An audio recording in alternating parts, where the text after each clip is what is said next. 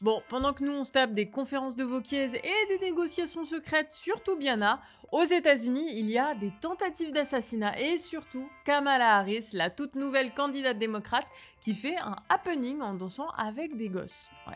Je sais pas ce qui est le pire entre des politiciens qui tambouillent et des politiciens qui se prennent pour des candidats de télé-réalité. Bon, en tout cas, ce qui est sûr, c'est que sur Actu Réfractaire, on va analyser politiquement tout ce bazar. On est le mardi 23 juillet et c'est parti pour votre quotidienne. Allez, ça avance du côté des Républicains. Ils ont organisé une conférence de presse pour annoncer qu'ils ne voulaient pas bloquer le pays. Ils proposent donc un pacte législatif avec des mesures concrètes que devrait accepter le président pour s'assurer du soutien des LR au prochain gouvernement macroniste. Mais attention, c'est pas une alliance. Non, non, non. Ça n'est pas une coalition gouvernementale. Et ça ne sera pas une coalition gouvernementale. Parce qu'on pourrait croire que c'est une alliance, mais non. C'est juste une proposition d'accord programmatique avec un gouvernement qu'ils ne censureront pas. Rien à voir avec un accord, écoutez-le. Il n'y aura pas de coalition gouvernementale. Il y a en revanche un pacte législatif sur lequel nous mettons sur la table les lois sur lesquelles nous sommes prêts à nous engager. Bon alors, que contient cet accord? Renforcement des contrôles contre ceux qui bénéficient d'allocations, renforcement de l'autorité via des peines planchées et la présomption de légitime défense pour les forces de l'ordre, renforcement de la lutte contre l'immigration et ils voteront une motion de censure si le gouvernement a des ministres insoumis dans son équipe ou s'il décide d'augmenter les impôts. Bon, allez, après avoir écouté ça, petit jeu. Quelle est la différence entre Macron, Vauquiez et Le Pen? Dites-le nous en commentaire. Et quitte à parler de cela, autant aussi causer de Zemmour, qui patauge dans les galères. Pour rappel, son parti Reconquête avait volé en éclats avec la dissolution. Marion Maréchal Le Pen avait tenté une alliance avec son parti familial sans succès. Elle avait ensuite vivement critiqué Zemmour avant de partir de Renaissance avec 4 des 5 députés européens zemmouristes et de grosses notes de frais dues à une campagne luxueuse. Vous savez, moi j'ai reçu des gens qui ont fait des chèques de 10 euros, des vieilles dames qui font des chèques de 10 euros pour la campagne de Madame Maréchal. Et au bout de 48 heures, elle trahit ces gens. Je dis, moi, que c'est le record du monde de la trahison. Le Pen absorbe beaucoup des cadres du parti, à tel point que le conseil d'exécution de Reconquête ne se réunit plus, faute de membres.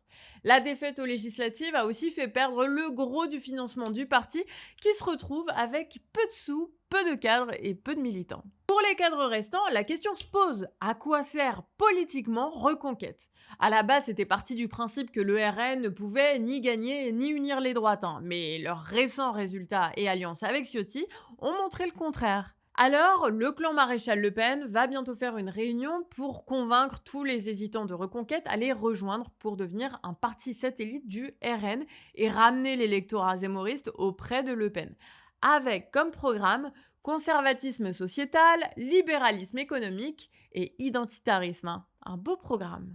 Enfin bref, la liquidation de Reconquête continue au profit du RN. On passe maintenant à un article de l'Express qui fait remonter les conversations qu'il y a eu entre les membres du NFP. Et ça confirme les tendances des négociations avec le PS qui pousse pour avoir un candidat Premier ministre capable de s'allier avec Macron et LFI qui bloque pour un candidat qui restera dans l'opposition pour le moment. Une discussion politique avec en vue les prochaines présidentielles. Bon, on avait dit dans une précédente vidéo que les écolos avaient été forcés par le PS à rejeter Bello. Bon, c'était une info d'arrêt sur image, mais l'Express, eux, disent que les écolos sont divisés dans leur parti et ne prennent en fait pas vraiment part aux négociations, ils restent dans le flou. L'article parle aussi du soutien des syndicats CGT et CFDT à la candidature de Toubiana, ce qui fait un paquet de monde pour la candidate Macron compatible du NFP. Les insoumis bloquent et ça peut devenir une des raisons de la future rupture prévisible de l'Alliance. On passe maintenant à l'affaire Thomas Porte qui continue de faire du bruit. Le député insoumis a dénoncé le deux poids deux mesures qui consiste à faire jouer sous drapeau blanc les athlètes russes et non les athlètes israéliens. Christian Estrosi, historique soutien à la politique coloniale israélienne, appelle à dissoudre la France insoumise. Rien que ça. Darmanin, lui, il assure qu'ils vont mettre 24 heures sur 24 les athlètes israéliens sous protection par des militaires du GIGN.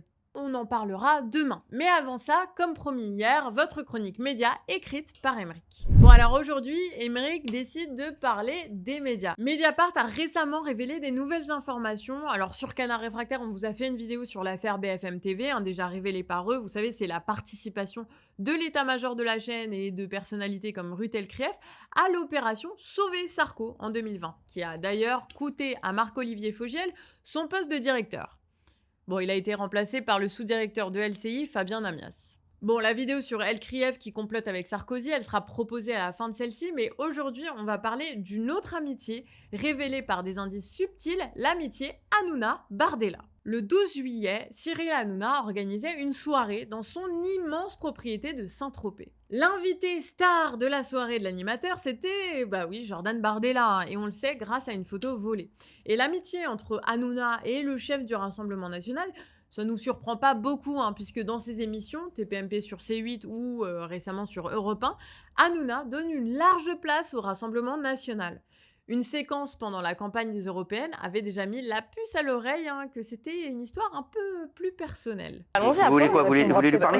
Moi j'ai un truc à dire. Je me dis voilà, aujourd'hui on dit. C'est énorme. Si vous le faites ici, j'appelle Jordan Bardella. On est ouvert à la discussion. J'appelle Jordan Bardella. Voilà, on appelle Jordan Bardella. Qu'est-ce que vous voulez que je vous dise? Il y a une chance qu'ils répondent plus que. Il faut le faire. S'il y a d'autres gens qui veulent passer des coups de fil, n'hésitez pas.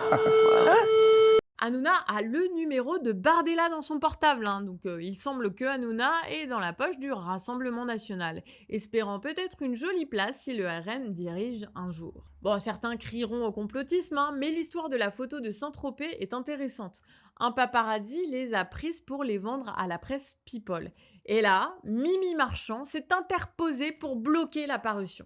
Marchand, on la connaît parce qu'elle a orchestré la mise en scène des couples Sarkozy et Macron dans la presse People. En fait, elle savait qu'Hanouna céderait face au scandale potentiel de la photo avec Bardella. Elle a donc joué de son influence pour en tirer le meilleur parti.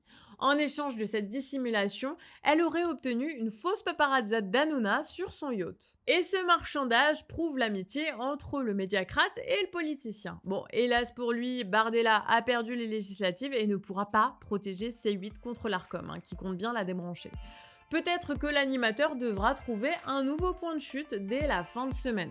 On croise les doigts. C'est là-dessus qu'on termine. Pensez à vous abonner pour soutenir la chaîne. Pour rappel, c'est la dernière semaine d'Actu Réfractaire avant une pause de 15 jours. Mais pendant ce temps-là, on sera toujours actif sur Canard Réfractaire. Donc pensez à aller voir cette autre chaîne et à vous abonner si c'est pas fait.